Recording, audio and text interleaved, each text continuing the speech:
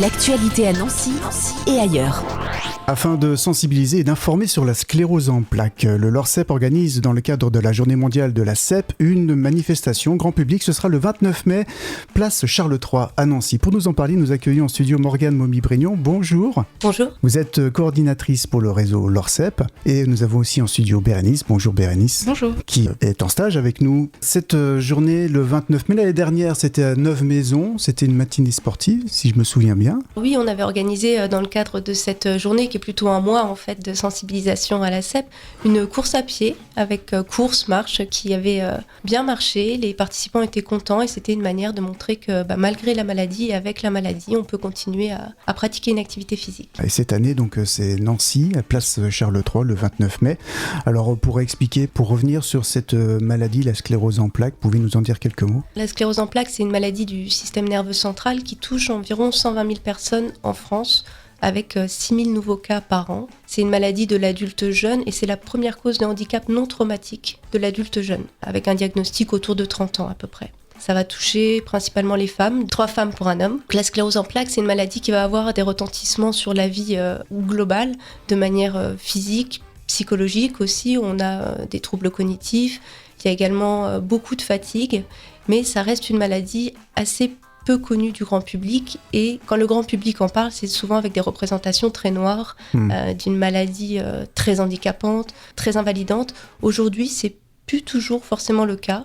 Les traitements ont évolué et on voit de plus en plus de personnes atteintes de sclérose en plaques, finalement malades mais en bonne santé. Voilà, et même faire des défis sportifs régulièrement. On voit dans les journaux que l'un ou l'autre traverse la France, gravisse des montagnes aussi. Oui, tout à fait. On avait Élodie qui avait gravi le mont Kenya avec sa sclérose en plaques et qui en est revenue ravie et qui nous a dit que finalement la fatigue, oui, mais la fatigue associée à de l'activité physique, finalement, c'était plutôt une fatigue ressourçante. Voilà. Si on peut dire ça comme ça, mais en tout cas, ça a fait du bien dans sa vie avec la maladie. Voilà, bon, ça n'efface pas la maladie, bien sûr, qui est toujours présente et qui évolue. Et le rôle du réseau LORCEP dans cet accompagnement ? Alors, notre rôle, c'est d'accompagner les patients et leurs proches dans différentes dimensions. On est une équipe pluridisciplinaire avec des infirmières, une psychologue, une assistante sociale, une secrétaire coordinatrice.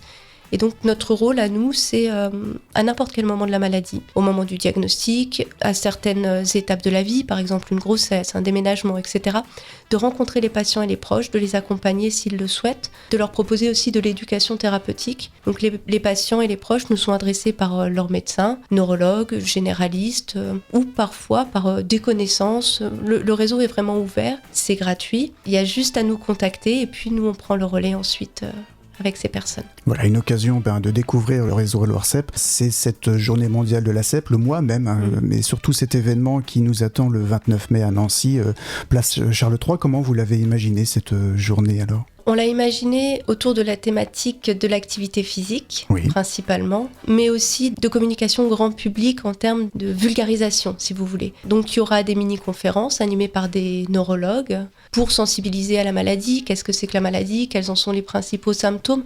Et aussi, cette journée est articulée autour des symptômes invisibles qui sont très très présents dans la sclérose en plaques. Tous ces symptômes finalement qui sont là au quotidien mais qu'on ne voit pas et qui sont difficiles à faire comprendre au grand public. C'est le handicap invisible et c'est très compliqué. Oui. Donc la journée s'articule aussi autour de ça. On aura d'ailleurs la participation du centre de l'E Saint-Christophe qui s'est beaucoup investi dans cette journée aussi. Ils proposeront différents ateliers, notamment un atelier de simulation du handicap, avec simulation des troubles visuels, simulation de la fatigue au niveau des membres qui sont lourds, etc. Ils proposeront également une initiation à des activités physiques adaptées. Et ils proposeront un jeu de 7 familles qu'ils ont créé eux-mêmes sur les troubles invisibles. Il y aura aussi un petit espace enfant. Donc c'est parler aux enfants de manière simple autour de la maladie. Avec les différents types d'animations que vous mettez en place, est-ce que vous avez peut-être un public que vous visez plus particulièrement qu'un autre ? Alors c'est vraiment grand public. Notre idée, c'est de parler d'une maladie dont on a tous un petit peu entendu parler, de près ou de loin, mais vraiment toucher le grand public. Alors dire voilà, c'est quelque chose qui existe. 120 000 personnes, c'est quand même pas rien.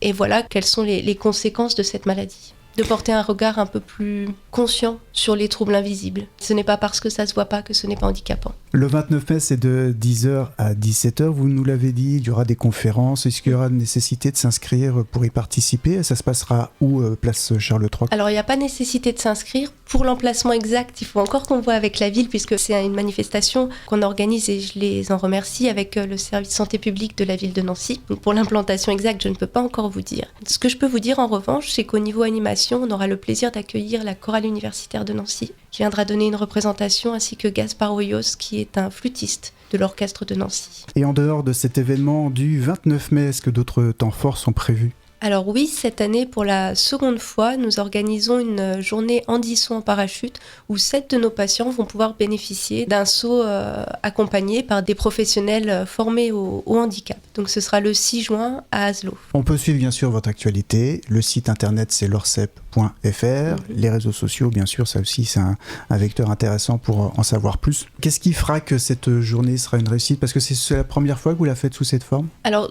depuis ma prise de poste, c'est la première fois. Il y avait déjà eu des journées organisées précédemment. Je dirais le soleil. Voilà, le soleil.